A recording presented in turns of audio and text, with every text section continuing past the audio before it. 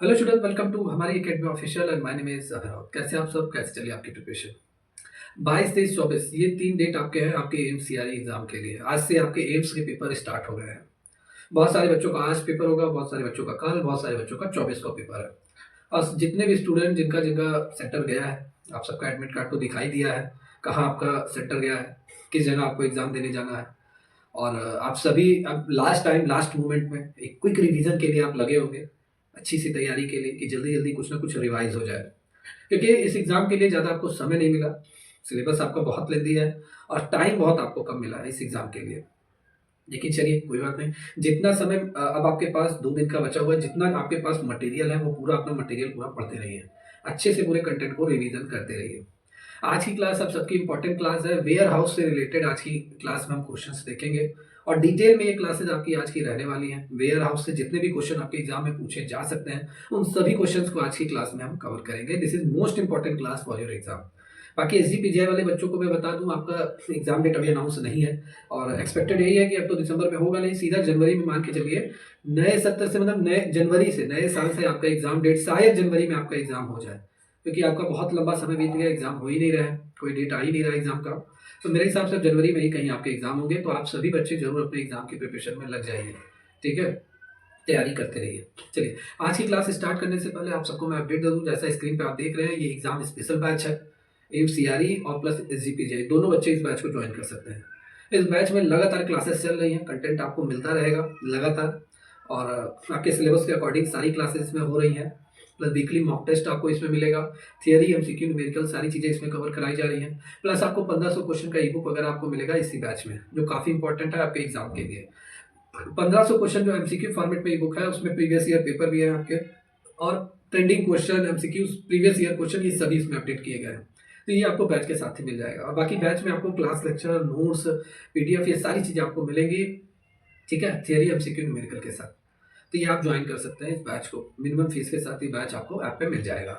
बाकी 5 paper AIIMS वालों के लिए मॉक टेस्ट वगैरह लॉन्च किया गया है। ये 5 पेपर है, मतलब 400 क्वेश्चन के एमसीक्यूज हैं डिटेल सॉल्यूशन के साथ। इस मॉक टेस्ट को लगाना मत भूलिए। ठीक है, इस मॉक टेस्ट को अभी ज्वाइन कर लीजिए और पूरा जितने भी क्वेश्चन है उसको लगा के 2 से 3 बार रिवीजन मार लीजिए अच्छे से। काफ़ी हेल्प आपको मिलेगा और मोस्ट इंपॉर्टेंट क्वेश्चन इसमें ऐड किए गए हैं जो आपके एग्जाम में आ सकते हैं। तो ये सब आपको कहाँ पे मिलेगा? ऐप पे मिलेगा, हमारी एकेडमी ऑफिशियल ऐप पे। गूगल प्ले स्टोर पर जाएंगे, ये ऐप आपको मिल जाएगा। वहाँ से आप ऐप को डाउनलोड कीजिए, रजिस्टर लॉगिन करके कोर्स वाले सेक्शन में जाएंगे, आपको बैच मिल जाएगा। टेस्ट सीरीज वाले ऑप्शन पे जाएंगे, आपको टेस्ट सीरीज मिल जाएगा।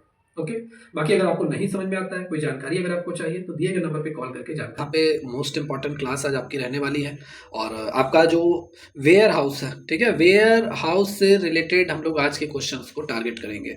वेयर हाउस से रिलेटेड क्वेश्चंस, ठीक है, वेयर हाउस से रिलेटेड क्वेश्चंस आज की क्लास में हम टारगेट करेंगे, जो मोस्ट इंपॉर्टेंट रहने वाले हैं आपके एग्जाम के लिए। ठीक है, तो वेयर हाउस से रिलेटेड जो भी क्वेश्चन अभी तक आपके प्रीवियस ईयर पेपर में आए हैं, उनको आज की क्लास में हम कवर करेंगे, और जो आपके ट्रेंडिंग क्वेश्चंस हैं जो आपके एग्जाम में आ सकते हैं, वो भी सभी क्वेश्चन आज की क्लास में इंक्लूड किए गए हैं। तो that's important class for your exam.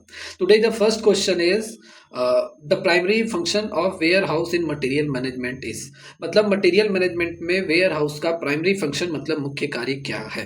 तो मुख्य कार्य क्या होता है वेयर हाउस का मटेरियल मैनेजमेंट में? Storage and preservation of material, मतलब मटेरियल सामग्री का भंडारण, मतलब मटेरियल का स्टोरेज, और उसका प्रिजर्वेशन मतलब संरक्षण करना। C is the right answer of this question. ठीक है, प्रोडक्ट डिजाइन ये तो नहीं है, product design. Long term financial planning, ये फाइनेंशियल डिपार्टमेंट का वर्क है ये, ठीक है, तो ये नहीं होगा। और एडवर्टाइजिंग ऑफ प्रोडक्ट, ये मार्केटिंग डिपार्टमेंट का काम होता है, तो ये भी गलत है आपका, ये सभी अलग है। ये आपका है किसका? मटेरियल मैनेजमेंट में वेयर हाउस का क्या है? Primary function. ये इसको डिटेल में हम यहाँ पे बात करते हैं, डिटेल में। या हाँ, a warehouse is a primarily responsible for storing material safely, मतलब गोदाम का मुख्य काम, वेयर हाउस का मुख्य काम क्या होता है? मटेरियल को सुरक्षित रखना होता है। It help in protecting material from damage, spoilage and theft. इसका यह सुनिश्चित करता है वेयर हाउस में स्टोर करके रखने से कि जो मटेरियल है वो किसी भी प्रकार का इसमें क्या डैमेज नहीं होगा, नुकसान नहीं होगा, थेफ्ट मतलब चोरी नहीं होगी, और मतलब नष्ट होने से, स्पॉइलेज होने से बचाया जा सकता है। The material are stored in organized manner so they can be easily accessed when they needed. इन वस्तुओं को अच्छी तरीके से अगर हम व्यवस्थित करके रखेंगे तो जरूरत पड़ने पे इन्हें हम आसानी से क्या कर सकते हैं, लिया जा सकता है, आसानी तक यहाँ पे पहुंचा जा सकता है, मतलब आसानी से कैप्चर किया जा सकता है अगर हम उनको ईजिली तरीके से ऑर्गेनाइज मैनर में अगर इन्हें हम रखेंगे. This ensure that there is enough stock available for production और सेल्स. ठीक है, इससे उत्पादन और बिक्री के लिए आपके पास जरूरी मात्रा में मतलब सफिशिएंट क्वांटिटी में आपके पास मटेरियल रहता है और material remain in good condition they are until they are required. Okay, ज़्यादा स्टॉक भी नहीं होने पाता है अगर आप वेयर हाउस में स्टोर करके रखते हैं, जितनी ज़रूरत है उतना आपके पास है. चलिए यहाँ पे आपका कौन सा आंसर सही है, सी आंसर यहाँ पे आपका पूरी तरीके से परफेक्ट है. ओके, चलिए नेक्स्ट क्वेश्चन क्या कह रहा है, which of the two core sub functions of warehouse. Warehouse के दो मुख्य काम कौन कौन से हैं, दो मुख्य कार्य कौन कौन से हैं. तो यहाँ पे दो मुख्य काम इसके कौन कौन से हैं, ऑप्शन नंबर बी यहाँ पे राइट है. इन्वेंट्री होल्डिंग मतलब इन्वेंट्री को स्टोर करके रखना, एंड देन मटेरियल हैंडलिंग मतलब भंडारण और सामग्री प्रबंधन. तो ये आपके टू सब फंक्शंस हैं किसके, वेयर हाउसिंग के. तो बी आंसर यहाँ पे आपका सही है, बी आंसर यहाँ पे आपका पूरी तरीके से सही है.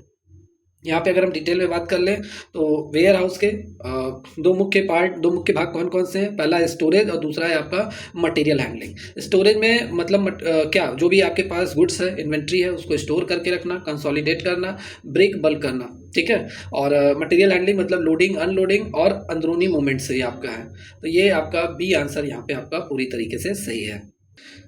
चलिए नेक्स्ट क्वेश्चन यहाँ पे हम चलते हैं. नेक्स्ट क्वेश्चन है a distribution warehouse is primarily design for. Distribution warehouse मुख्य रूप से किस उद्देश्य के लिए बनाया जाता है. तो बी आंसर यहाँ पे आपका सही है, फास्ट मूवमेंट के लिए, ऑर्डर पिकिंग के लिए एंड प्रोडक्ट मिक्सिंग के लिए आपका डिस्ट्रीब्यूशन वेयर हाउस बनाया जाता है, ये डिजाइन किया जाता है distribution warehouse. B answer आपका यहाँ पे पूरी तरीके से सही है. डिस्ट्रीब्यूशन वेयर हाउस का layout short term storage, order picking and product mixing के लिए ये ऑप्टिमाइज होता है.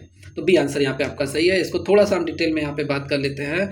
तो डिस्ट्रीब्यूशन वेयर हाउस आपका distribution warehouse is design to handle goods that move quickly and in and out. Its main purpose to store product for a short time and get them to customer quickly. It focus on order picking where items are selected accordingly to customer order, and product mixing where different items from multiple sources are combined into a single shipment. This setup ensure fast delivery and minimize storage time. तो this is distribution warehouse. Distribution warehouse का उद्देश्य सामान को जल्दी से लेकर customer तक पहुंचाना होता है और ये गुड्स को लंबे समय तक रखता नहीं है, जबकि जल्दी ऑर्डर ये कंप्लीट करता है, पिकिंग जल्दी करता है और मिक्सिंग करके कस्टमर तक, मतलब बहुत सारे ऑर्डर हैं तो उनको एक साथ मिलाकर कस्टमर तक भेजने के लिए क्या करता है, तैयार करता है. This is distribution warehouse. Next question है आपका, in warehouse cross docking mainly aims to. ठीक है, तो वेयर हाउस में क्रॉस डॉकिंग का मुख्य उद्देश्य क्या होता है, तो बी आंसर यहाँ पे इसका सही है, minimize storage by direct transfer from inbound to outbound. ये मेनली एम्स मतलब मुख्य उद्देश्य है किसका, क्रॉस डॉकिंग का मेनली एम्स. ठीक है, तो यहाँ पे बी आंसर आपका सही है. मतलब क्रॉस डॉकिंग में क्या होता है, जो गुड्स है उसको सीधा रिसीव किया जाता है रिसीविंग डॉक्स, मतलब जहाँ पे रिसीव किया गया देन सीधे उसे क्या डिस्पैच डॉक में उसे भेजा जाता है. ठीक है, और इसमें स्टोरेज लगभग नहीं होता है, कि ऐसा ना हो कि गुड्स को मंगा के स्टोर करके रखा जाए वेयर हाउस में, फिर उसको आगे फिर ट्रांसफर किया जाए जहाँ पे भेजना है, ऐसा नहीं है. ठीक है, तो बी आंसर यहाँ पे आपका सही है. क्रॉस डॉकिंग, इसको और डिटेल में बात कर लेते हैं. तो cross docking means goods are transferred directly from receiving dock where the goods arrive. Cross docking का मतलब गुड्स को सीधे जो रिसीविंग डॉक जहाँ पे माल आपका आता है, गुड्स आपका आता है, वहां से सीधे डिस्पैच डॉक मतलब dispatch dock where goods are shipped, जहाँ पे माल भेजा जाता है वहां पे सीधा ट्रांसफर कर दिया जाता है बिना लंबे समय तक गोदाम में स्टोर किए हुए, without being storage in warehouse for an expected period. इसका उद्देश्य क्या होता है, इसका उद्देश्य यही है क्रॉस डॉकिंग का कि स्टोरेज टाइम को कम करना, मतलब the objective is to minimize storage time and ensure fast movement of goods. मतलब स्टोरेज टाइम को कम करना, फास्ट मूवमेंट को सुनिश्चित करना. इससे गुड्स जल्दी एक स्थान से दूसरे स्थान पर पहुंच जाता है, मतलब this allow goods to reach their destination quickly and reduce cost, minimize inventory level. एक स्थान से दूसरे स्थान पर गुड्स जल्दी पहुंच जाता है और इसमें कम स्टॉक रखकर कॉस्ट भी इसकी कम आती है. ठीक है, कॉस्ट भी कम आती है। तो ये आपका हो गया। और क्रॉस डॉकिंग का मुख्य उद्देश्य माल को बिना स्टोर किए सीधे भेजना, जिससे आपका स्टोरेज जो टाइम है वो कम हो सके और लॉजिस्टिक खर्च भी आपके क्या है, कम आए।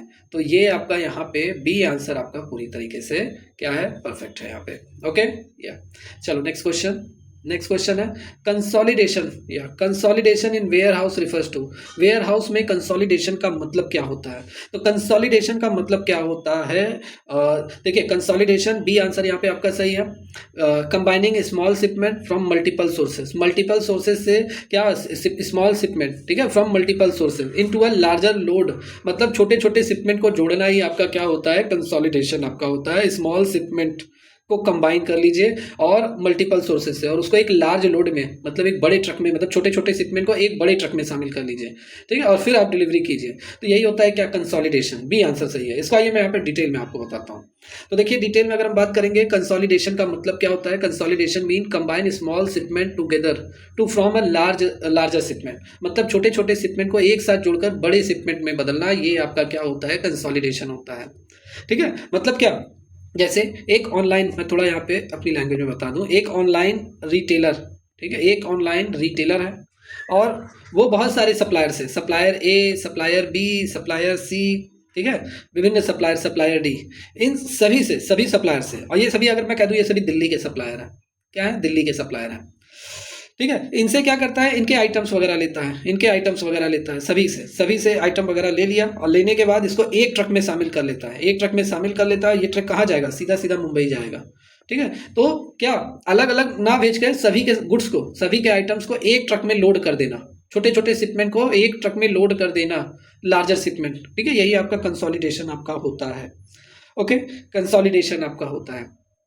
तो यही है आपका। इससे क्या होता है, इस प्रोसेस से आपका क्या फायदा है, इस प्रोसेस से ट्रांसपोर्ट कॉस्ट कम आएगी, 5 बार शिपमेंट करेंगे और वही एक बार में अगर शिपमेंट हो जाएगा तो वो क्या हो जाएगा, ट्रांसपोर्ट कॉस्ट आपकी कम आएगी, मतलब आपका this process reduce transportation cost, because क्योंकि छोटे छोटे शिपमेंट जोड़ने से एक फुल ट्रक बनाया जाता है और इससे कॉस्ट की बचत होती है। Smaller shipment into a full truck result in cost saving, और यह विशेष रूप से कॉस्ट एफिशिएंसी के लिए उपयोगी होता है, मतलब this is particularly useful for cost efficiency. तो कंसोलिडेशन का मुख्य उद्देश्य क्या होता है, मेन पर्पज है कंसोलिडेशन का, छोटे छोटे शिपमेंट को जोड़कर एक बड़ा शिपमेंट बनाना, मतलब small shipment into a larger shipment. इससे आपकी ट्रांसपोर्टेशन कॉस्ट रिड्यूस होती है और स्ट्रीमलाइन ऑपरेशन, मतलब हर काम आसानी से होता है। चलिए नेक्स्ट क्वेश्चन। नेक्स्ट क्वेश्चन क्या कह रहा है, a key objectives while selecting warehouse location is to. Warehouse का स्थान चुनते समय मुख्य उद्देश्य क्या होता है, वेयर हाउस का मतलब जो वेयर हाउस हमारा जो गोदाम है, किस लोकेशन को हमें सही तरीके से चुनना चाहिए, ठीक है, सही लोकेशन मतलब वेयर हाउस लोकेशन चुनते कहाँ पे हम अपना गोदाम डालें, ठीक है। और उस समय मेन पर्पज हमारा क्या होना चाहिए, मेन पर्पज यही हमारा होना चाहिए कि बी आंसर यहाँ पे सही है आपका, मिनिमाइज टोटल लॉजिस्टिक्स, ठीक है, logistic cost while meeting service level, मतलब कुल लागत को कम करना, यही हमारा मुख्य उद्देश्य होता है। सबसे पहले इसमें आया है यहाँ पे, सबसे पहले हम बात कर लेते हैं लॉजिस्टिक्स कॉस्ट आपका क्या होता है, ठीक है, लॉजिस्टिक्स कॉस्ट। तो लॉजिस्टिक कॉस्ट की अगर हम बात कर लेंगे तो लॉजिस्टिक कॉस्ट ये होता है आपका जो गुड्स, ठीक है, गुड्स के ट्रांसपोर्टेशन पे जो कॉस्ट आता है, ठीक है, ट्रांसपोर्टेशन, उसके स्टोरेज, ठीक है, हाँ, स्टोरेज हैंडलिंग, ठीक है, और डिस्ट्रीब्यूशन, इन सभी को अगर हम जोड़ दें, इन सभी से जो जुड़े खर्चे आपके होते हैं, इन सभी से जुड़े खर्चे आपके जो एक्सपेंसेस आपके होते हैं, या कॉस्ट जो आती है, एक्सपेंसेस, या मैं कह दूँ इन सभी से जुड़े जो खर्चे होते हैं या जो कॉस्ट आती है, उन्हें हम क्या बोलते हैं, उन सभी एक्सपेंसेस को ही हम क्या बोलते हैं, लॉजिस्टिक्स कॉस्ट हम बोलते हैं, लॉजिस्टिक कॉस्ट बोलते हैं, ठीक है। मतलब एक गुड्स के ट्रांसपोर्टेशन पर जो खर्चा आता है, स्टोरेज, हैंडलिंग, डिस्ट्रीब्यूशन, इन सभी से जुड़े खर्चों को हम क्या बोलते हैं, क्या, आपका लॉजिस्टिक्स कॉस्ट। मतलब ये जो कॉस्ट होती है, ट्रांसपोर्टेशन जैसे माल की धुलाई, फिर स्टोरेज जैसे गोदाम का किराया, फिर इन्वेंट्री कैरिंग मतलब इन्वेंट्री को रखने का खर्चा वगैरह, ठीक है, स्टॉक रखने का खर्च, इन्वेंट्री कैरिंग, फिर उसके बाद पैकेजिंग, लेबर चार्ज, ये सभी डिस्ट्रीब्यूशन में आपके आ जाएंगे। और ये सब मिलजुल कर सप्लाई चेन को कंप्लीट करते हैं, और उसमें खर्च होने वाले जितने भी हमारे जो एक्सपेंसेज आते हैं वो हमारे लॉजिस्टिक्स कॉस्ट हमारे होते हैं।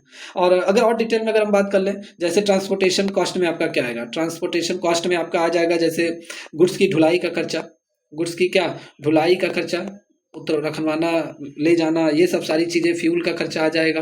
फिर ड्राइवर जो रहेगा, ड्राइवर की सैलरी वगैरह होगी, ड्राइवर की सैलरी वगैरह होगी। फिर जो व्हीकल्स है, व्हीकल्स उसके रख रखाव का खर्चा आ जाएगा, रख रखाव का खर्चा आ जाएगा। तो ये सब आपके ट्रांसपोर्टेशन कॉस्ट आ जाएंगे। स्टोरेज कॉस्ट में आपका क्या आएगा? स्टोरेज कॉस्ट में, स्टोरेज कॉस्ट में गोदाम का किराया हो गया, रेंट वगैरह हो गया, ठीक है। और इन सब के साथ साथ जितने भी इन्वेंट्री हमारे यहाँ है, उन सबकी रख रखाव पे जो खर्चा आएगा, ठीक है। और प्लस इंश्योरेंस कराना पड़ेगा सभी स्टॉक का, वो सब खर्चे आपके आ जाएंगे। फिर inventory carrying cost, inventory carrying cost या होल्डिंग कॉस्ट, तो इसमें क्या होगा, मतलब अच्छा ये इंश्योरेंस वाला इसमें आ जाएगा, सॉरी, ठीक है। तो इसमें आ जाएगा इन्वेंट्री कैरिंग कॉस्ट, स्टॉक को रखने का जो इंटरेस्ट वगैरह रहेगा, ठीक है, रखने का बीमा हो गया या पुराना होने का जोखिम हो जाएगा, तो ये सारी चीज़ें आपकी आ जाएंगी। और डिस्ट्रीब्यूशन वाले में आपका आ जाएगा, जैसे पिकिंग हो जाएगा, ऑर्डर पैक करना, पिकिंग करना, हैंडलिंग, मतलब लेबर ओबर का खर्चा, ये सब सारी चीज़ें। तो यही है आपका, ठीक है। तो वेयर हाउस चुनते समय क्या है, सही वेयर हाउस चुनते समय लॉजिस्टिक कॉस्ट कम से कम हो, और सर्विस लेवल, कस्टमर की जो सर्विस लेवल हो, मतलब सही समय पे कस्टमर तक माल पहुंचना चाहिए, उस टाइम को कम करना। तो बी आंसर यहाँ पे आपका सही है। डिटेल में हम बात कर लें, जब हम वेयर हाउस का स्थान चुनते हैं तो हमारा जो मेन पर्पज यही है कि ट्रांसपोर्टेशन और वेयर हाउसिंग की कॉस्ट कम से कम हो, साथ ही साथ कस्टमर सर्विस लेवल, जैसे टाइमली डिलीवरी हो कस्टमर तक।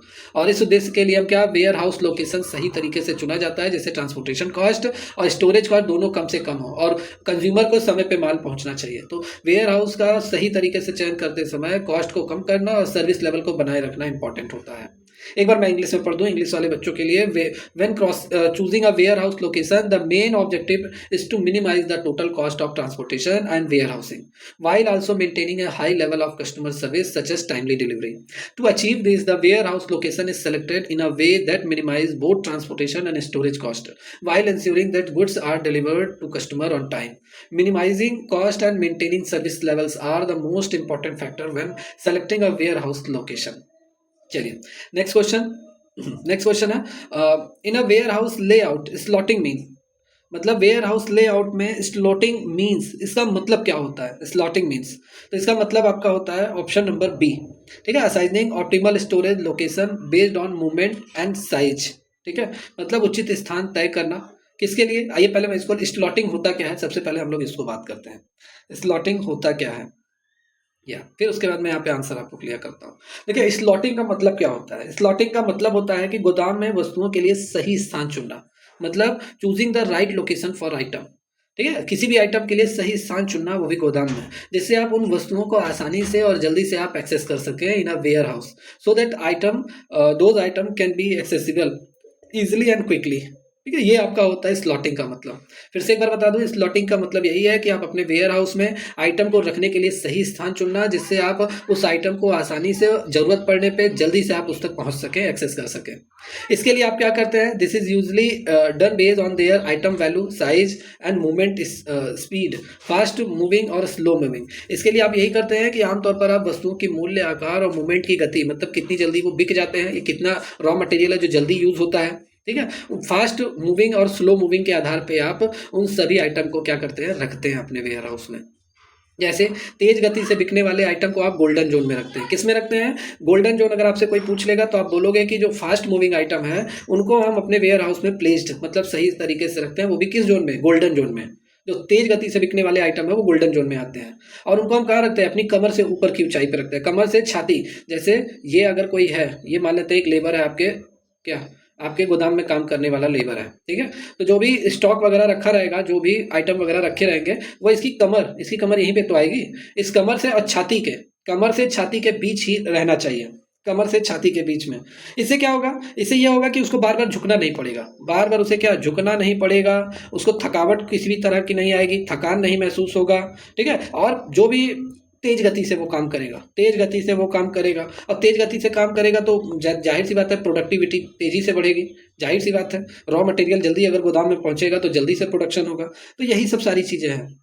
पिकिंग स्पीड भी बढ़ जाएगी। पिकिंग स्पीड मतलब सामान को पिक करना, जल्दी से उठा के रखना, ये स्पीड भी आपकी तेज हो जाएगी। तो ये होता है आपका कमर से ऊंचाई से छाती के बीच गोल्डन जोन में रखे वाले आइटम को हम रखेंगे, और जिससे क्या हो, जल्दी से इन्हें आसानी से उठाया जा सके।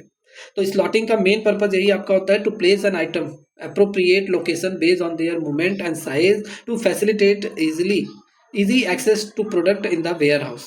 मतलब उनके मूवमेंट और आकार के अनुसार उचित स्थान पर रखना, जिससे आप वेयर हाउस में प्रोडक्ट तक आसानी से पहुंचा जा सके। तो यहाँ पे आपका जो आंसर है वो बी आंसर आपका सही है, मेरे हिसाब से समझ में आ गया होगा। Assigning optimal storage location based on their movement and size. Clear है? बी आंसर यहाँ पे आपका सही है। चलिए नेक्स्ट है, poor warehouse layout primarily result in, खराब वेयर हाउस लेआउट का आपको रिजल्ट क्या पता चलेगा, क्या आपको परिणाम दिखाई देगा अगर आप खराब वेयर हाउस, खराब गोदाम में, मतलब मैनेजमेंट सिस्टम नहीं है आपके वेयर हाउस का, पुअर वेयर हाउस लेआउट, तो क्या होगा? जाहिर सी बात है लॉन्गर ट्रैवल टाइम, लंबा मतलब ट्रैवल टाइम गुड्स का ज़्यादा, मतलब ट्रांसपोर्टेशन टाइम जो रहेगा वो काफ़ी ज़्यादा लगेगा।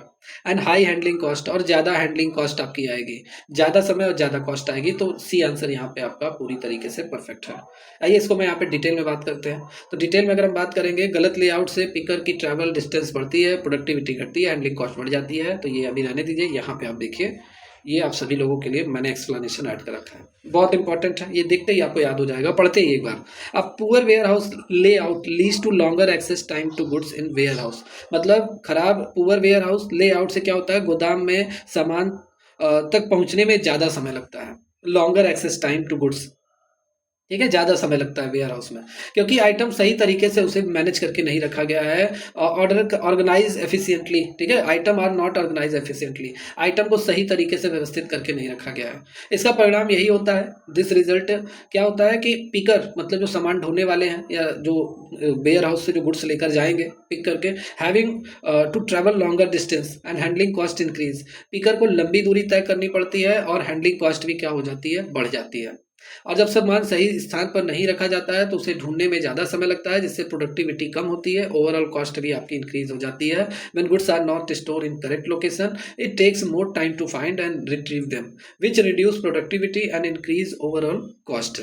ठीक है, तो पुअर लेआउट इंक्रीज क्या करता है, आपका ट्रैवल टाइम, मतलब जो सामान 5 दिन में पहुंचना था अब वो लगभग 10 दिन में पहुंच रहा है। तो ट्रैवल टाइम और हैंडलिंग कॉस्ट, मतलब एक जगह से दूसरे जगह माल पहुंचाने में जो भी एक्स्ट्रा कॉस्ट आएगी वो आपकी ज़्यादा से ज़्यादा आपकी आएगी, जिससे आपकी क्या होगी, thereby reduce warehouse efficiency, इससे आपके गोदाम की कार्यकुशलता एफिशिएंसी भी आपकी कम होती है। ओके, समझ में आया आपको? या चलिए यहाँ पे आगे अगर हम बात कर लें, चलिए next question, in warehouse, एक मिनट, या हाँ,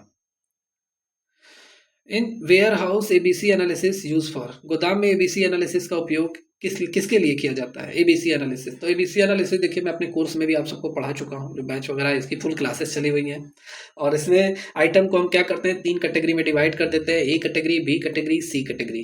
ए कैटेगरी में जो वैल्यूएबल आइटम हमारे होते हैं, जो बहुत कॉस्टली जिनकी होती है, वैल्यूएबल आइटम हमारे जो होते हैं, बहुत महंगे आइटम होते हैं, उनको हम रखते हैं। बी में जो मीडियम लेवल के आइटम्स हैं मूल्य के आधार पर, उनको रखते हैं। और सी जो सस्ते आइटम है, सस्ते आइटम मतलब क्या, लो कॉस्ट के जो आइटम है उनको हम रखते हैं। तो एबीसी एनालिसिस का यूज हम किस लिए करते हैं, इन्वेंट्री को कंट्रोल करने के लिए और स्टोरेज लोकेशन एलोकेशन, भंडारण स्थान आवंटन के लिए करते हैं। बी आंसर सही है। आइए मैं इसको यहाँ पे सबसे पहले डिटेल में बात करते हैं, और काफ़ी डिटेल में यहाँ पे या तो देखिए, एबीसी एनालिसिस यूज किया जाता है क्लासीफाई इन्वेंट्री, इन्वेंट्री को क्लासीफाई करने के लिए, वर्गीकृत करने के लिए। इससे क्या होता है, सो दैट, इससे क्या होता है, मोस्ट इंपॉर्टेंट आइटम, जो आपका ए आइटम है, सबसे महत्वपूर्ण आइटम है, उसको प्राथमिकता मिल सके, मतलब उसको कैन बी प्रायोरिटाइज, ठीक है, उसको प्रेफरेंस दिया जा सके और सबसे बेहतर तरीके से उसे ही मैनेज किया जा सके, मैनेज मोर एफिशिएंटली। जैसे आप किसी भी शॉप पे जाते हैं, जो सबसे महंगा आइटम होता है उसको लोग शीशे के अंदर रखते हैं, ठीक है, शीशे के अंदर। और जो सस्ते आइटम होते हैं उनको खुले में, ऐसे जो उन लोगों का बना रहता है रखने वाले लकड़ी का, ठीक है, उसमें वो लोग रखते हैं, रैक में, ठीक है। और जो मीडियम लेवल के रहते हैं उनको भी अलग एक टेबल पे रखा जाता है। बाकी जो महंगे आइटम है उनको शीशे के अंदर लोग रखते हैं, अच्छे से स्टोर करके रखते हैं। क्यों? क्योंकि अगर ये एक चोरी हो गया, महंगा आइटम चोरी हो गया, या मैं कह दूँ डैमेज हो गया, ठीक है, तो बहुत नुकसान होगा, बहुत नुकसान होगा। क्या होगा? बहुत नुकसान होगा, नुकसान होगा। क्योंकि अगर एक शॉप है और उसके वैल्यूएबल टोटल, अगर उसमें 1 लाख का माल रखा हुआ है, 1 लाख का गुड्स, तो महंगा आइटम जो होगा, जो ए कैटेगरी के आइटम्स होंगे, वो सीधा सीधा मैं कह दूँ सबसे ज़्यादा उन्हीं की, मतलब वैल्यू उन्हीं की ज़्यादा होगी। क्वांटिटी कम होगा, क्वांटिटी कम होगा, लेकिन उनकी वैल्यू ज़्यादा होती है। तो 50,000 का सामान तो वही रखा हुआ है, तो महंगे आइटम को ज़्यादा प्रेफर दिया जाता है। इसको सही तरीके से मैनेज करके रखिए, क्योंकि अगर वो नुकसान हुआ है तो बहुत ज़्यादा नुकसान आपको होगा, ठीक है। तो यही है, बेहतर तरीके से उसे मैनेज किया जा सके, manage more efficiently. It involve, इसमें क्या इन्वॉल्व होता है, जैसे ए आइटम है आगे आपके, A item, B item, C item, तीनों एबीसी एनालिसिस, मतलब A B C, A item A category में, मतलब ए 3 कैटेगरी में डिवाइड कर दिया जाता है, ए, बी, सी में। तो ए आइटम में आपके कौन-कौन से होते हैं? वो सभी आइटम होते हैं जिनका मूल्य और उपयोग अधिक होता है। High value and usage and इनको सबसे अच्छे स्थान पे रखा जाता है given prime storage location, warehouse में अच्छे स्थान पे रखा जाता है। बी आइटम में आपके क्या होता है? मीडियम वैल्यू वाले होते हैं, मतलब have medium value. C item में आपके कम उपयोग और मूल्य वाले होते हैं, कम उपयोग वाले मतलब लो यूजेज एंड वैल्यू। ऐसा नहीं है, जो सस्ते सामान होते हैं वो भी तो काफी बिकते हैं, ठीक है, बहुत ज्यादा बिकते हैं, लेकिन इनकी कॉस्ट के आधार पे, वैल्यू के आधार पे अगर हम कहें तो सी आइटम कैटेगरी में हम रखेंगे। और इनको क्या कम इंपॉर्टेंट दिया जाता है क्योंकि बहुत सस्ते होते हैं।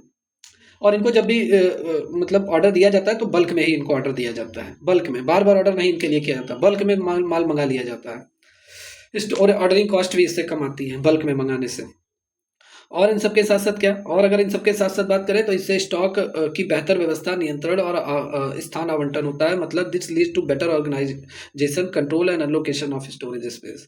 एबीसी एनालिसिस से इन्वेंट्री को प्राथमिकता के अनुसार वर्गीकृत किया जाता है, मतलब ABC analysis classify inventory according to prioritise enabling efficient allocation of storage space and improved inventory control, जिससे आपका भंडारण स्थान का सही आवंटन और बेटर कंट्रोल संभव होता है आपका।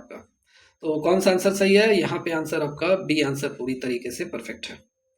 चलो हम लोगों का अब नेक्स्ट क्वेश्चन क्या है? नेक्स्ट क्वेश्चन है आपका golden zone in warehouse refers to. गोदाम में गोल्डन जोन का क्या मतलब होता है? अभी मैंने आपको गोल्डन जोन मैंने बताया था। गोल्डन जोन मतलब बी आंसर यहाँ पे आपका सही है, जो most accessible location for fast moving item, ठीक है, most accessible location for fast moving item. Weight height, जो तेज गति से बिकने वाले जो गुड्स हैं, स्टॉक है, आइटम है, उनको सही स्थान पे रख रखी है। और एक एग्जांपल के तौर पे यहाँ बता दिया गया कि कमर से ऊंचाई पे, कमर से छाती के बीच में, मतलब इतनी ऊंचाई पे आप रखिए कि जल्दी से पिकिंग किया जा सके, आसानी से उठाया जा सके। और मैंने ये बता दिया आपको, बी आंसर यहाँ पे आपका सही है। एक बार और मैं बता देता हूँ, गोल्डन जोन वो स्थान होता है जो गोदाम में सबसे सुलभ और आसान पहुंच वाला होता है। तो golden zone is the most accessible and easily reachable area in warehouse. It is typically located at waist height, ठीक है, इसमें आमतौर पर कमर की ऊंचाई पे स्टॉक को रखा जाता है, आइटम्स को रखे जाते हैं, allowing for quick retrieval of fast moving item, जिससे क्या होता है, तेज गति से बिकने वाले सामान को जल्दी उठाया जा सके। और ये लोकेशन जो होता है, this location is most convenient for warehousing staff, reducing the time it takes access product and increasing productivity. इससे गोदाम के कर्मचारियों के लिए सबसे सुविधाजनक ये स्थान होता है, प्लेस होता है, जिससे प्रोडक्ट तक पहुंचने में समय कम होता है, प्रोडक्टिविटी भी बढ़ती है। तो गोल्डन जोन में सबसे तेज गति से बिकने वाली वस्तुएं होती हैं ताकि उन्हें जल्दी और आसानी से एक्सेस किया जा सके। तो वो सभी आइटम्स आपके गोल्डन जोन में स्टोर किए जाते हैं जो ensure quick and easy access, जहाँ पे क्या जल्दी पहुंचा जा सके और जल्दी क्या किया जा सके, आसानी से उस तक एक्सेस किया जा सके।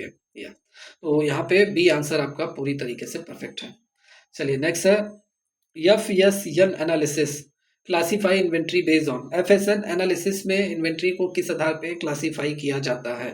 किस आधार पे क्लासीफाई किया जाता है FSN एनालिसिस में? तो कंजम्पशन रेट, ठीक है, कंजम्पशन रेट के आधार पे, मतलब उस आइटम की कंजम्पशन कितनी है, किस दर से उसका उपयोग किया जा रहा है, फास्ट, स्लो और नॉन मूविंग, इस रेट के आधार पे हम FSN एनालिसिस में आइटम्स को या इन्वेंट्री को हम क्या करते हैं, स्टोर करके रखते हैं वेयर हाउस में, या क्लासीफाई किया जाता है इन्वेंट्री को FSN एनालिसिस में, ठीक है। FSN एनालिसिस के आधार पे इन्वेंट्री को क्लासीफाई किया जाता है उनके कंजम्पशन रेट के भी पे, मतलब उपभोग दर, तेज, मध्यम और गैर जल्द से। तो बी आंसर यहाँ पे आपका क्या सही आंसर है। इसको हम थोड़ा और डिटेल में बात कर लें, ये रहा डिटेल में, ठीक है। तो देखो FSN analysis item are classify based on their consumption rate. FSN analysis में वस्तुओं को उनके कंजम्पशन रेट, मतलब उनको यूज करना या उनको उपभोग दर जो होता है उनका, मतलब कितनी तेजी से उनका कंजम्पशन हो रहा है, कंजम्पशन रेट उनका क्या है, ठीक है, उसके आधार पे क्लासीफाई किया जाता है। जैसे फास्ट मूविंग आइटम्स हैं, स्लो मूविंग आइटम है, S for slow moving item and for non moving item. तो एफ मतलब फास्ट मूविंग आइटम, मतलब दो दैट आर यूज फ्रीक्वेंटली, तेज गति से चलने वाली वस्तुएं, मतलब जिनका उपयोग हम लगातार होता रहता है, वो सभी आइटम आपके किस में आते हैं, फास्ट मूविंग आइटम में। जिनका धीरे धीरे यूज होता है, मतलब दे आर यूज इनफ्रीक्वेंटली, वो आपके स्लो मूविंग आइटम में आते हैं। और नॉन मूविंग आइटम में जिनका कोई यूज नहीं है, मतलब कोई उपयोग नहीं हो रहा है, not being use at all, वो नॉन मूविंग आइटम में आपके आते हैं। जो आप पूरी तरीके से आपके वेयर हाउस में पड़े हुए हैं, उनका कोई यूज नहीं हो रहा है, पुराने हो गए हैं, आउट ऑफ, मैं कह दूं मार्केट में, आउट मार्केट से आउट हो गए एक तरीके से, तो इससे गोदाम में वस्तुओं की निगरानी और प्रबंधन करना आसान हो जाता है। This make easier monitor and manage item in a warehouse. FSN analysis जो होता है ये क्लासीफाई करता है आइटम्स को based on their consumption rate to enable better inventory management. उनके उपभोग दर के आधार पर वर्गी क्लासीफाई करता है जिससे इन्वेंट्री का बेटर मैनेजमेंट किया जा सके। तो यहाँ पर आपका जो राइट आंसर है बी आंसर मेरे हिसाब से पूरी तरीके से सही है। चलो नेक्स्ट क्वेश्चन है primary purpose of bin card in warehouse. गोदाम में बिन कार्ड का मुख्य उद्देश्य क्या होता है? बिन कार्ड का, तो बिन कार्ड का जो मुख्य उद्देश्य होता है रियल टाइम, ठीक है, stock balance record eight storage location. Storage location पर, भंडारण स्थान पर रियल टाइम अपडेट, कितना स्टॉक अब आपके गोदाम में, आपके वेयर हाउस में है, कितना अभी तक जा चुका है, ठीक है, उन सभी का बैलेंस रिकॉर्ड किया जाता है, stock balance record real time. ठीक है, तो ये आपका बी आंसर आपका यहाँ पे पूरी तरीके से सही है। यहाँ पे और डिटेल में अगर हम बात कर लें तो बिन कार्ड जो होता है वो आपका main purpose of bin card is to record real time stock balance at storage location. It help track the stock level of each item in warehouse and ensure the correct quantity of material is available. मतलब गोदाम में प्रत्येक वस्तु के stock level को track करने में ये मदद करता है आपका बिन कार्ड, कितना स्टॉक अब आपके वेयर हाउस में बचा हुआ है अभी, और इससे ये सुनिश्चित होता है कि कितनी क्वांटिटी, मतलब सही मात्रा में सामग्री उपलब्ध हो। एंड देन बिन कार्ड पर जब भी कोई सामग्री इन या आउट होती है, मतलब जब भी कोई मटेरियल आपका क्या, जब भी कोई मटेरियल रिसीव होता है सप्लायर से, या जब हम अलग अलग डिपार्टमेंट को रॉ मटेरियल भेजते हैं, तो उसको हमें अपडेट करना होता है किस पे, बिन कार्ड पे। और बिन कार्ड पर हमें पूरी जानकारी मिल जाती है कि कितना स्टॉक अभी डिपार्टमेंट में के पास, अलग अलग डिपार्टमेंट में भेजा गया है, और कितना स्टॉक हमने सप्लायर से रिसीव किया है, जिससे स्टॉक की स्थिति हमेशा सही और सटीक रहती है, is always accurate and up to date. तो बिन कार्ड सामग्री के स्टॉक स्तर को ट्रैक करता है। Bin card track the stock level of material and help maintaining a real time stock balance in warehouse. गोदाम में वास्तविक समय में उपलब्ध, मतलब स्टॉक बैलेंस को बनाए रखने में मदद करता है। तो यहाँ पे आपका जो राइट आंसर है B is the right answer of this question. चलो next question, break bulk function in warehouse means. गोदाम में ब्रेक बल्क फंक्शन का मतलब क्या होता है? ब्रेक बल्क फंक्शन का मतलब यही होता है क्या, जो बड़ा शिपमेंट है, बड़े ट्रक से अगर आप सामान भेज रहे हैं, तो अगर छोटे छोटे जगह अगर आपको सामान भेजना है, छोटे छोटे प्लेस पर, तो बड़े ट्रक से तो हर जगह जाया नहीं जा सकता, इसीलिए इसको छोटे छोटे शिपमेंट से भेजा जाए। ठीक है, छोटे छोटे शिपमेंट से, जिससे क्या होगा, आसानी तक कस्टमर तक पहुंच सकता है, आसानी से समय पे कस्टमर तक माल पहुंचाया जा सकता है, स्टॉक वगैरह। तो यहाँ पे बी आंसर सही है। डिवाइडिंग लार्जर शिपमेंट को डिवाइड कीजिए स्मॉलर कस्टमर ऑर्डर, छोटे कस्टमर ऑर्डर में विभाजित कीजिए बड़े शिपमेंट को। तो बी आंसर यहाँ पे आपका सही है। इसको डिटेल में देखिए तो ब्रेक बल्क का मतलब क्या होता है? Break bulk means reverse the process of dividing a large shipment. मतलब एक बड़े शिपमेंट को छोटे छोटे शिपमेंट में क्या कर दीजिए, स्मॉल शिपमेंट्स में इसे डिवाइड कर दीजिए। इससे फायदा क्या होगा? इससे फायदा ये होगा कि each customer, so that each customers order can be prepare separately. Her customer के ऑर्डर को अलग से तैयार किया जा सकेगा। ठीक है, इससे ये फायदा होगा। This is specially done for a large shipment that needed to be delivered to different location. या विशेष रूप से उस शिपमेंट के लिए किया जाता है जो बड़े होते हैं और अलग अलग स्थानों पे भेजने होते हैं। इससे ट्रांसपोर्टेशन एफिशिएंसी आपकी बढ़ती है और allowing faster delivery of goods, इससे माल की जल्दी से वितरित किया जा सकता है। तो ये फायदा आपको होता है किससे? ब्रेक बल्क से। ठीक है, और ब्रेक बल्क का मेन मोटिव क्या होता है? ब्रेक बल्क का मेन मोटिव होता है आपका, this purpose of break bulk operation is divided large shipment into smaller orders so that customers receive their goods correctly. Break bulk का मुख्य उद्देश्य यही होता है कि बड़े शिपमेंट को छोटे छोटे ऑर्डर में बांटना, जिससे हर एक कस्टमर को उनका जो आइटम है, उनका जो स्टॉक है, उनकी जो भी इन्वेंट्री है, वो सही तरीके से उन्हें भेजा जा सके। ओके, नेक्स्ट क्वेश्चन, इफेक्टिव, एक मिनट, या effective warehouse location coding should B.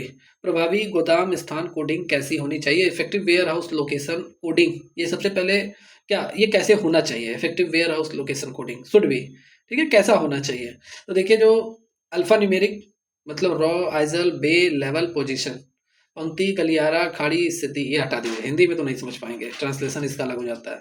तो effective warehouse location coding कैसा होना चाहिए? अल्फा न्यूमेरिक होना चाहिए। इसमें row, aisle, bay, level, position. सबसे पहले ये होता क्या है? बी आंसर यहाँ पे आपका पूरा परफेक्ट है। इसको हम सबसे पहले यहाँ पे डिटेल में बात करते हैं, ये होता क्या है। ठीक है, तो सबसे पहले इसको हम बात कर लेते हैं। अल्फा न्यूमेरिक कोडिंग जो होता है, ये आपका रो, आइजल, बे, लेवल, पोजीशन, ये गोदामों में स्थानों की पहचान के लिए सबसे बेटर मेथड होता है, बेटर तरीका होता है, द मोस्ट इफेक्टिव मेथड होता है। क्या आइडेंटिफाई करने के लिए लोकेशन वेयर हाउस में, मतलब जो भी स्टॉक रखा हुआ है, जो भी गुड्स रखा हुआ है या कहाँ आपने गुड्स रखा हुआ है वेयर हाउस में, और उसको पहचानने का, उस स्थान को पहचानने का सबसे अच्छा तरीका होता है क्या, alpha numeric coding. In this system, इस सिस्टम में क्या होता है, each location is coded using a combination of alphabetic and numeric character. इसमें हर स्थान को अल्फा न्यूमेरिक मतलब अल्फा, ठीक है, अल्फा न्यूमेरिक, अल्फ़ाबेटिकल और न्यूमेरिकल मतलब संख्या और अक्षर, इन दोनों के कॉम्बिनेशन से कोड किया जाता है। जैसे कोडिंग A1 03 02 01 ये दे दिया गया, और इससे क्या होता है, this allow quick and easy retrieval of item in the warehouse and improved stock management efficiently. इससे गोदाम में वस्तुओं को जल्दी और आसानी से ढूंढा जा सकता है और स्टॉक की मैनेजमेंट एफिशिएंसी, ठीक है, मैनेजमेंट मतलब सही तरीके से रखने की जो एफिशिएंसी है वो बढ़ जाती है। This coding system make the location system more organise and clear. या कोडिंग जो सिस्टम है ये अधिक व्यवस्थित और स्पष्ट बनाती है। तो ये आपका हो गया अल्फा न्यूमेरिक। अल्फा न्यूमेरिक अगर हम और भी डिटेल में बात कर लें तो coding help in accurately identifying location in warehouse and easily finding item. Alphanumeric coding गोदाम में स्थानों को ठीक से पहचानने और वस्तुओं को आसानी से खोजने में मदद करती है। तो क्लियर है, ये बी आंसर यहाँ पे इसका पूरा परफेक्ट है, बी आंसर। एक मिनट, या B answer is the right answer of this question. चलो नेक्स्ट क्वेश्चन चलते हैं। नेक्स्ट क्वेश्चन है safety stocks, sorry safety stock in warehouse is maintain to cover. Safety stock मतलब जो ware house में जो हम सेफ्टी स्टॉक रखते हैं, क्यों रखते हैं हम सेफ्टी स्टॉक, क्या उद्देश्य है, क्या पर्पज है। तो देखिए सेफ्टी स्टॉक क्यों रखा जाता है। जैसे अगर मैं बोल दूं safety stock, safety stock, colour थोड़ा यहाँ रेड, मुझे येलो लेना चाहिए। अगर मैं कह दूं सेफ्टी स्टॉक के तौर पे मैंने कितना रख लिया, मैंने 500 यूनिट मैंने रख लिया सेफ्टी स्टॉक। अब ये मैं क्यों रख रहा हूँ आप समझिए पहले। जैसे मेरे पास 10,000 आइटम है, 10,000 आइटम, 10,000 यूनिट है हमारे पास, 10,000 यूनिट आइटम। मैंने अपने बिजनेस में 10,000 यूनिट आइटम मैंने रखा हुआ है, किसके लिए, सेल के लिए। अब 10,000 यूनिट आइटम अगर मैं सेल कर रहा हूँ, तो मैंने एक पॉइंट सेट कर रखा है safety stock level, safety stock level, ठीक है, सेफ्टी स्टॉक लेवल नहीं, वो तो अलग हो जाएगा safety stock level. Safety stock के तौर पे मैंने कितना रखा हूँ, मैंने 500 यूनिट। अब मान लेते हैं ये 10,000 आइटम मेरा सेल हो रहा है, अब पूरा सेल हो गया। अब जब मैं ऑर्डर दूंगा अपने सप्लायर को, ऑर्डर जब मैं सप्लायर को अपने दूंगा, तो नॉर्मली वो 5 दिन में मेरा ऑर्डर कंप्लीट कर देता है, जितना भी आइटम वो डिलीवर कर देता है। लेकिन मान लेते हैं किसी कारणवश ट्रांसपोर्टेशन उसका क्या हो गया, डिले हो गया, ट्रांसपोर्टेशन डिले हो गया, या मान लेते हैं उनके पास आइटम है नहीं, ठीक है, उनके पास खुद ही स्टॉक नहीं है, वो समय उनको मिल रहा है, मतलब वो समय मांग रहा है। और मैं कह दूं कि अब जो 5 दिन में डिलीवर हो जाता था, अब आपको लगभग 10 से 15 दिन का समय लगेगा, माल आने में, गुड्स आने में, स्टॉक आने में, आइटम आने में। तो तब तक आपका क्या होगा, तब तक आपका बिजनेस ठप हो जाएगा, क्योंकि आपके पास नो स्टॉक है, नो स्टॉक है, ठीक है। और यही चीज है, अगर आप 500 स्टॉक अगर आपने सेफ्टी स्टॉक के तौर पे रखा हुआ है, और कितना भी अगर मान लेते हैं ये 5 दिन में आ रहा था लेकिन ये डिले हो गया, 10 से 15 दिन अब लगेगा, तो आप ये 500 स्टॉक का आप यूज करेंगे। 500 स्टॉक जो आपने रखा हुआ है सेफ्टी स्टॉक के तौर पे, इसका यूज आप करेंगे, इसको आप अपने बिजनेस में यूज करेंगे। इस 500 स्टॉक का यूज करके जो भी आपको डिमांड, जो भी कस्टमर की डिमांड है उसको आप क्या करेंगे, कवर करेंगे, ठीक है। या मैं कह दूं इमरजेंसी में ही अगर कस्टमर ने बहुत सारे आइटम आपको ऑर्डर मिल गया, ठीक है, तो आप अपनी इमरजेंसी जो भी डिमांड आपको मिल रही है उसको भी आप कवर कर लेंगे। तो यही है आपका सेफ्टी स्टॉक। तो demand, supply, uncertainty, lead time variation, B answer आपका सही है आपका। थोड़ा डिटेल में हम बात कर लें। डिटेल में बात करने का मतलब यही है, the purpose of safety stock is to ensure that there is no stock shortage in case sudden increase in demand and delay in supply. तो स्टॉक, सेफ्टी स्टॉक का उद्देश्य यही सुनिश्चित करना होता है कि डिमांड में अचानक, अगर कस्टमर अचानक मांग करने लगे उस आइटम की, ठीक है, बढ़ोतरी हो गई, और सप्लाई में मान लेते हैं हमारे सप्लायर ने डिले कर दिया, तो स्टॉक की कमी ना हो, इसीलिए हम सेफ्टी स्टॉक के तौर पे कुछ स्टॉक अपने वेयर हाउस में बचा कर रखते हैं। ये लीड टाइम वेरिएशन मतलब वितरण समय में बदलाव और अनप्रिडिक्टेबल डिमांड के कारण होने वाली जो अनसर्टेनिटी है उससे बचने के लिए रखा जाता है। It maintained to mitigate uncertainties caused by lead time variation and unpredictable demand। ठीक है, जैसे आपका लीड टाइम वेरिएशन मतलब जो 5 दिन में आने वाला था, अब वो लगभग 10 दिन बाद आएगा, तो मतलब 5 दिन एक्स्ट्रा लग रहा है, तो ये लीड टाइम वेरिएशन है। It generally helps in being prepared to handle sudden unexpected situation। सुरक्षा जो स्टॉक, सेफ्टी स्टॉक है, सामान्य रूप से अचानक और अप्रत्याशित स्थिति से निपटने के लिए तैयार रहने में मदद करता है। ओके, समझ में आया आपको। तो सेफ्टी स्टॉक मुख्य रूप से सप्लाई और डिमांड में होने वाली जो अनसर्टेनिटीज है उनको, मतलब अनिश्चितताएं हैं, उनको कवर करने के लिए रखा जाता है, जिससे आपके गोदाम में स्टॉक आउट ना हो। स्टॉक कम ना होने पाए, स्टॉक शॉर्टेज ना हो। चलिए नेक्स्ट क्वेश्चन, और ये आज का लास्ट क्वेश्चन है। Cycle counting in warehouse involve. गोदाम में साइकिल काउंटिंग में क्या शामिल होता है? गोदाम में जो साइकिल काउंटिंग में आपका क्या शामिल होता है, ये आपसे पूछा जा रहा है। तो साइकिल काउंटिंग में आपका regular counting of specific item, जो आपके स्पेसिफिक आइटम है, स्पेसिफिक आइटम जो बहुत जरूरी आइटम है, ठीक है, उनकी जो रेगुलर काउंटिंग होती है, रेगुलर काउंटिंग होती है, ठीक है, उनकी रेगुलर काउंटिंग होती है एबीसी एनालिसिस के आधार पे। तो ये आपका होता है cycle counting in warehouse. B answer सही है। थोड़ा इसको हम डिटेल में बात कर लेते हैं। साइकिल काउंटिंग आपकी एक ऐसी प्रोसेस है जिसमें रेगुलर काउंटिंग होता है वेरियस आइटम्स का जो आपके वेयर हाउस में है, rather than conducting a single. एक बार काउंटिंग करने से अच्छा है, ठीक है, पूरे स्टॉक, ठीक है, ना कि एक बार काउंटिंग करने से। रेगुलर हम काउंटिंग करते हैं। कंप्लीट इन्वेंट्री काउंट, पूरी इन्वेंट्री की काउंट एक बार में ना करके हम रेगुलर इन्वेंट्री की काउंटिंग करते हैं अपने वेयर हाउस में। और यही आपका होता है साइकिल काउंटिंग। इसमें हम एक मेथड अप्लाई करते हैं, typically perform based on ABC analysis. इसमें हम एक एनालिसिस मतलब एबीसी एनालिसिस को फॉलो करते हैं। वेयर ए आइटम, जो हमारे ए आइटम जो इंपॉर्टेंट होते हैं, मोस्ट वैल्यूएबल आइटम होते हैं, फास्ट मूविंग आइटम्स होते हैं, आर काउंटिंग मोर फ्रिक्वेंटली, उनकी काउंटिंग हम लगातार करते हैं, ठीक है, अच्छी तरीके से करते हैं, अधिक बार गिना जाता है। क्योंकि बहुत आइटम, ये बहुत कीमती आइटम है, अगर ये डैमेज हो गए, चोरी हो गया, तो नुकसान बहुत ज़्यादा होगा। और वही बी आइटम और सी आइटम, इनको काउंटेड लेफ्ट ऑफन, इनको थोड़ा कम काउंटिंग किया जाता है, कम बार गिना जाता है कंपेयर टू ए। और इससे क्या होता है, this help maintain the accuracy of warehouse inventory and ensure proper tracking of stock level. इससे गोदाम में इन्वेंट्री की सटीकता बनाए रखने में मदद करता है और स्टॉक लेवल को ठीक से ट्रैक करता है। तो साइकिल काउंटिंग का मेन पर्पज यही है, regular counting item so that warehouse inventory remain accurate, ताकि गोदाम में इन्वेंट्री सही तरीके से सुरक्षित रहे, सही रहे। ओके, या तो बी आंसर यहाँ पे सही है। कैसी लगी क्लास, आप सभी बच्चे कमेंट्स करके जरूर बताइए, जितने भी स्टूडेंट इस क्लास को देख रहे हैं। भाई देखिए, क्लासेस आप सबके लिए शानदार चल रही है, बहुत सारे बच्चों के अच्छे रिव्यू आते हैं। और आप सभी स्टूडेंट जो लोग पहली बार चैनल पे आए, चैनल को लाइक एंड सब्सक्राइब करना ना भूलें। और जितने भी बच्चे इस क्लास को देख रहे हैं, क्लास कैसी लगी कमेंट करके आप लोग जरूर बताया करें, अच्छा बुरा दोनों, ठीक है। और कुछ पूछना हो तो कमेंट बॉक्स में आप टाइप कर दीजिए, वो सारे आंसर आपको मिल जाएंगे जो एक्स्ट्रा क्वेश्चन पूछना है। और प्लस इन सबके साथ अगर क्लास अच्छी लगी हो तो लाइक करना ना भूलें। बाकी आप सभी के जितने भी एम्स वाले हैं, आप सबके एग्जाम भाई आज से स्टार्ट ही हो गए हैं, 22, 23, 24। आज तो 22 है, आज से आपका एग्जाम डेट स्टार्ट ही हो गया है। बाकी कई लोगों का 23 को होगा, कई को 24 का होगा। तो ये जो क्लास है ये 23, 24 वालों के लिए है। और बाकी ये क्लास SGPGI वाले बच्चों के लिए है, जो SGPGI के हमारे स्टूडेंट हैं, जिनका अभी एग्जाम डेट आया नहीं है और जनवरी में भी उनका एग्जाम हो सकता है। तो आप सभी बच्चे चाहे एम्स वाले हो, SGPGI के हो, स्टोर कीपर के, आप जैसा स्क्रीन पे देख रहे हैं, ये बैच आप दोनों लोगों के लिए कंबाइंड बैच चल रहा है। इस बैच में लगातार क्लासेस चल रही हैं, हर एक कंटेंट आपका पूरा कवर किया जा रहा है और मटेरियल मैनेजमेंट लगभग पूरा कवर हो गया है। GFR जब की कुछ क्लासेस हुई हैं, कुछ क्लासेस अभी और चलेंगी, लगातार चलेंगी। आप अपनी स्टोर कीपर की प्रिपरेशन के लिए इस बैच को ज्वाइन कर सकते हैं। Complete notes, class lecture, theory, MCQ, numerical, weekly mock test और प्लस 1500 क्वेश्चन का ई बुक, ये भी आपको इसी बैच में आपको मिल जाएगा कंप्लीट प्रिपरेशन के लिए। एक कंप्लीट कंटेंट है आपके एग्जाम के लिए। बाकी आप सभी के लिए 5 पेपर मॉक टेस्ट एम्स वालों के लिए ये लॉन्च हो गया है, SGPGI वालों के लिए जल्दी ही लॉन्च होगा। तो आप इस बैच को भी ज्वाइन कर सकते हैं और साथ में इस टेस्ट सीरीज को भी अलग से 49 रुपीज़ के चार्जेस रखे गए हैं, इतना पे करके आप इस टेस्ट सीरीज को भी ज्वाइन कर सकते हैं। ओके, बाकी कैसे ज्वाइन करना है, हमारी एकेडमी ऑफिशियल ऐप आपको डाउनलोड करना है, गूगल प्ले स्टोर पर जाकर रजिस्टर लॉगिन करके आप इस बैच से, टेस्ट सीरीज से, ई बुक से ज्वाइन हो सकते हैं। किसी भी जानकारी के लिए दिए गए नंबर पर कॉल करके जानकारी ले सकते हैं। चलिए आज की क्लास हम यही ओवर करते हैं, मिलते हैं कल की क्लास में। Take care, good bye.